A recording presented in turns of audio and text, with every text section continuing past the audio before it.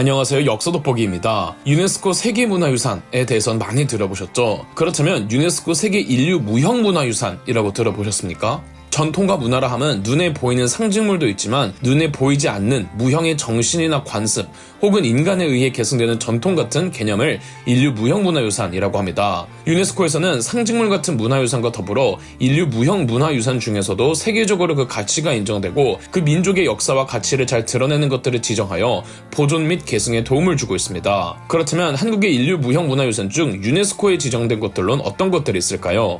먼저 2001년 한국 최초로 인류 무형문화유산으로 지정된 종묘제례 및 종묘제례악입니다. 종묘란 조선의 임금이 자신의 조상인 선대왕들에게 제사를 지내는 일종의 종교적 공간으로 관원상제 중 제례를 담당하는 곳이었고, 조선이 유교 국가였던 만큼 조선에서는 종묘에서 제사를 지내는 제례를 나라에서 제일 큰 제사로 여겼습니다. 태조 이성계가 한양으로 천도할 때 경복궁보다 먼저 지은 게 종묘였을 정도죠. 종묘 제례를 치를 땐 노래, 춤, 음악 연주까지 이루어졌는데 종묘제례 때 연주하던 음악을 종묘 제례악이라고 합니다. 유교에서는 예악이라고 하여 음악 또한 중요한 도덕적 교화의 한 수단으로 여겼습니다. 구한말과 일제강점기를 통해 사라질 뻔한 조선의 국가의례였으나 조선 왕실의 악사들의 노력에 의해 조선시대 방식 그대로 이어지고 있습니다. 종묘제례악은 조선시대의 기악 연주와 노래, 춤이 어우러진 궁중음악의 정수로서 우리의 문화적 전통과 특성이 잘 나타나고 있으면서도 외국에서는 볼 수 없는 독특한 멋과 아름다움을 지니고 있다고 평가받고 있습니다. 매년 5월 첫째 일요일과 11월 첫째 토요일 종묘에서는 종묘제례를 그대로 재현하는 행사를 치르고 있답니다. 두 번째, 한국의 유네스코 인류무형문화유산은 2003년에 지정된 판소리입니다. 종묘제례악이 궁중음악이었다면 판소리는 조선 후기에 등장한 서민층의 음악이었습니다. 창자와 고수가 듀오가 되어 한 이야기를 알려주되 노래와 연주를 가미하여 이야기 속에서의 다양한 감정을 푸는 서민예술이었습니다. 양반가들도 좋아하기는 했고 청나라 사신들도 조선에 오면 꼭 보고 갔다고 합니다. 그래서 점점 시간이 흐를수록 양반들의 취향을 맞춰주는 내용의 이야기가 되었습니다. 판소리는 우리나라 시대적 정서를 나타내는 전통예술로 삶의 희로애락을 해학적으로 음악과 어울려서 표현하며 청중도 참여한다는 점에서 가치가 크다고 평가를 받고 있죠. 19세기 음악 연구가였던 신재효가 떠돌기만 하던 판소리를 연구한 뒤 판소리 마당을 체계화하여 조선 창극사라는 우리나라 최초의 판소리 이론서를 저술했고, 우리나라 판소리 심의마당 중 신재효는 6마당을 책으로 남기면서 한국의 굴곡진 현대사를 거치면서도 지금까지 이어질 수가 있었습니다. 세 번째, 한국의 유네스코 인류 무형문화유산은 2005년에 지정된 강릉 단오제입니다. 음력 5월 5일은 한국의 4대 명절 중 하나인 단오입니다. 단오는 시기적으로 여름의 가장 더운 시기를 맞이하기 직전에 초하에 해당하며 모내기를 끝내고 풍년을 기원하는 기풍제의 의미를 가지고 있는 때이기도 합니다. 그리고 단오는 1년 중에서 가장 양기가 왕성한 날이라 해서 큰 명절로 생각해 여러가지 풍속과 행사가 행해졌는데, 강릉 땅에서 이어져 내려오던 단오제가 강릉 단오제죠. 강릉에선 4월 5일부터 5월 7일까지 강릉 단오제 기간으로 삼으며 대관령의 산신과 신라시대 강릉의 호족 출신이었던 범일국사로 추정하는 국사 성왕신에게 제사를 지냅니다. 단오제를 지내지 않으면 강릉을 중심으로 하는 영동 지역에 큰 재앙이 미친다고 전해져 강릉 단오제는 비단 강릉뿐 아니라 영동 지방 전체의 행사나 다름없었습니다. 강릉 단오제에서는 신들에게 제사를 지내기만 할 뿐 아니라 굿을 하기도 하며 국내 유일의 무원 가면극인 관노 가면극 공연이 펼쳐지기도 했죠. 오랜 역사를 갖고 있는 강릉 단오제는 민중의 역사와 삶이 녹아있는 전통축제라는 점에서 가치가 있고, 특히 강릉 단오제는 한국의 대표적 전통신앙인 유교, 무속, 불교, 도교를 정신적 배경으로 하여 다양한 의례와 공연이 있는데, 이를 형성하는 음악과 춤, 문학, 연극, 공예 등은 뛰어난 예술성을 보여준다는 평가를 받고 있습니다. 다음 소개해드릴 한국의 유네스코 인류 무형문화유산들은 2009년에 등재된 강강술래, 남사당놀이, 영산제, 제주 칠마리당 영등굿, 그리고 처용무입니다. 강강술래는 여성들이 손을 잡고 원을 만들어 춤을 추고 노래를 부르는 가무놀이죠. 강강술래는 한국의 대표 세시 풍속날에 하던 가무놀이인데, 그 중에서 추석 때 가장 크게 강강술래를 했다고 합니다. 강강술래로 만드는 원은 달을 상징하며, 그래서 초저녁 달이 뜰 때 시작해서 달이 서산에 기울 때까지 노래를 부르고 춤을 췄습니다. 강강술래는 이순신 장군의 명량대첩으로 유명해지기는 했지만 그 기원은 옛 고대 마한의 풍습이었다고 합니다. 강강술래는 노래, 무용, 음악이 삼위일체의 형태로 이루어진 원시 종합미술이라는 평가를 받고 있습니다.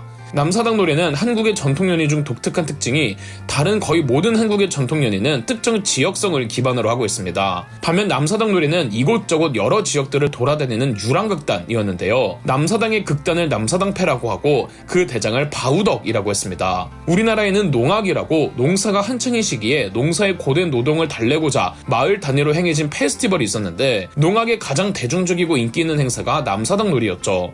전국을 유랑하던 남사당패이기는 했으나 그들의 근거지도 따로 있긴 했습니다. 바로 경기도 안성의 청룡사였는데 그래서 오늘날 경기도 안성의 마스코트 역시 바우덕이죠. 경기도 안성시에서는 남사당패의 대장인 바우덕이 조선 최초의 아이돌이었다고 홍보할 정도로 조선시대 남사당패의 인기는 대단했습니다. 남사당 놀이의 특징은 풍자를 통한 현실 비판성을 담고 있으며 이를 통해 기층민은 심리적 억압 상태를 벗어나는 카타르시스를 느끼고 전체적으로 각종 자피, 대사, 노래, 음악, 무용, 몸짓, 집단 움직임이 상호 유기적으로 결합되어 있기 때문에 전통예술의 종합적인 성격을 지닌다는 평가를 받고 있습니다. 영산제는 불교 장례 중 하나인 49제를 일컬으며 석가모니가 영취산에서 행한 설법회상인 영산회상을 재현한다는 상징적인 의미를 지니고 있습니다. 49제야 불교권 국가에 다 있는 장례이지만 한국화된 49제를 영산제라고 생각하시면 됩니다. 장엄한 불교의식을 치르고 본 의식이 다 끝나면 영산제에 참여한 모든 대중들이 다 함께 회향의식을 치르는데 영산제에서는 불교 공연도 이루어졌습니다. 영산제는 전통문화의 하나로 살아있는 사람과 죽은 사람 모두 부처님의 참진리를 깨달아 번뇌와 괴로움에서 벗어날 수 있는 경지에 이르게 하고 공연이 아닌 대중이 함께 참여하는 장엄한 불교의식으로서 가치가 있다는 평가를 받고 있죠. 제주 칠머리당 영등굿은 제주도에 있는 칠머리당에서 행해지는 영등굿을 의미합니다. 제주도는 옛부터 워낙 많은 사람들이 어업에 종사한 만큼 어업인들의 무사를 비는 굿이 자주 행해졌습니다. 제주도만큼 굿의 전통이 잘 이어지는 곳이 없을 정도인데 영등굿은 어업인들의 무사와 함께 풍어를 기원하는 굿이랍니다. 따라서 제주도 곳곳에선 수많은 영등굿이 이어졌는데 그 중에서도 제일 큰 규모의 영등굿이 행해지던 곳이 제주시 건업동의 칠머리당이었습니다. 굿의 대상은 영등할머니, 바다의 용왕, 한라산의 산신, 그리고 마을의 수호신인 도원수 감찰지방관과 요왕 해신 부인 부부라고 하죠. 영등할머니를 제주도에서는 영등할망이라고 하며 바다의 안정과 풍요를 가져다주는 바람의 신이랍니다. 영등할머니 신앙은 제주도와 영남지방에 존재하던 신이었죠. 제주 칠머리당 영등굿은 영등신에 대한 제주도 특유의 해녀신앙과 민속신앙이 담겨져 있는 굿이며 우리나라 유일의 해녀의 굿이라는 점에서 그 특이성과 학술적 가치가 있다는 평가를 받고 있습니다. 처용무는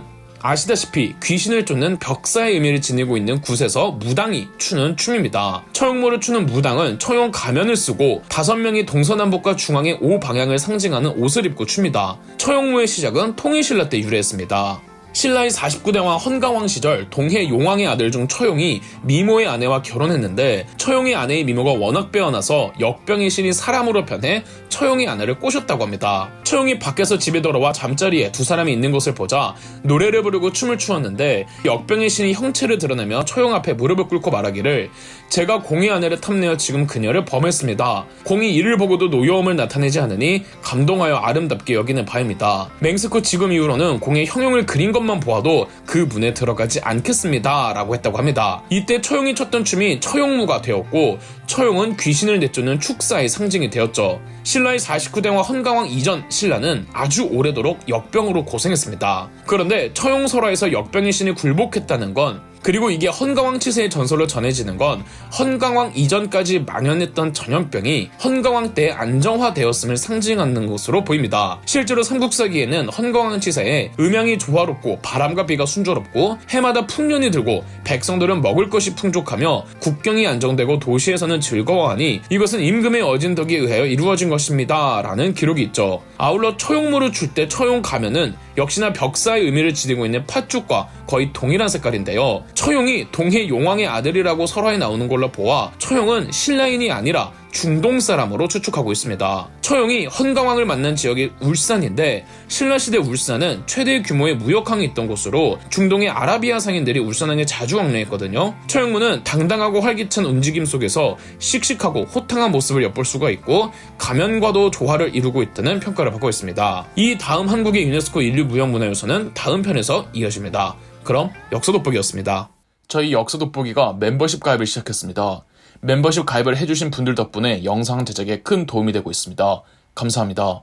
영상 재미있으셨다면 구독과 좋아요, 알림 설정까지 해주시면 감사드리겠습니다.